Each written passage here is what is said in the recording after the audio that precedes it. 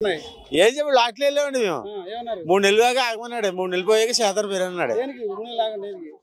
ఏట్లకి 100 రోజులకి అయితే మేము ఎలా బతకగలండి? సపోజ్ 100 రోజులకి ఇచ్చాడు అతను ఛాన్స్. 100 రోజులకి మేము ఎలా బతకగలం? మొగోళ్ళకి లేవు, ఆడోళ్ళకి లేవు, పెళ్లి ఏ పెళ్లి లేవు, ఎలా తిరగాలని చెప్పు. అసలు ఏ చెక్లు ఇవ్వలేదు మాకు. ఏ చెక్లు ఇచ్చాడు చెప్పు. ఏ చెక్లు కూడా ఇవ్వలేదు మాకు.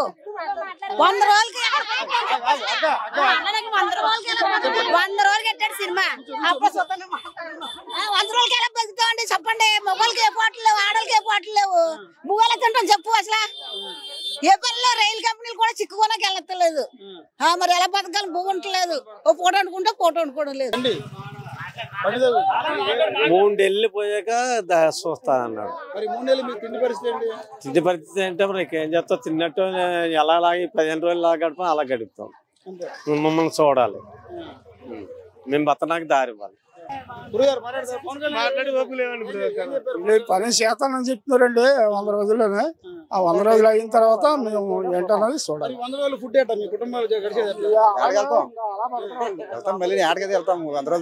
అలాగే బతకడం. అట్లకి వెళ్తామంటే ఏముంటలేదు. అది మా బాధ.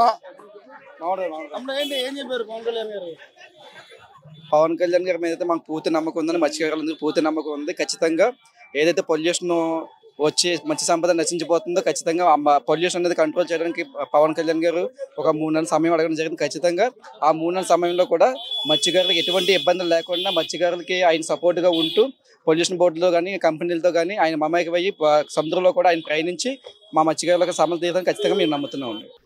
మేడం, మీ సమస్యపై పవన్ కళ్యాణ్ గారు ఏమన్నారు? స్పందన సమస్య కాదండి, కార్యకర్తలు అందరినీ ఎలా ఇచ్చేసారంటే సార్ ఎలా మాట్లాడారంటే ఆయన స్పీచ్ గురించి 100 రోజులు 100 డేస్ టైం ఇవ్వమని చెప్పి ఆయన మనల్ని అడగడం అంటే ఎంత గ్రేట్ అండి. నాకైతే ఆయన స్పీచ్ కానీ ఆయన వర్గంలోనే వెళ్ళాలని మాకు చాలా బాగా అనిపించింది.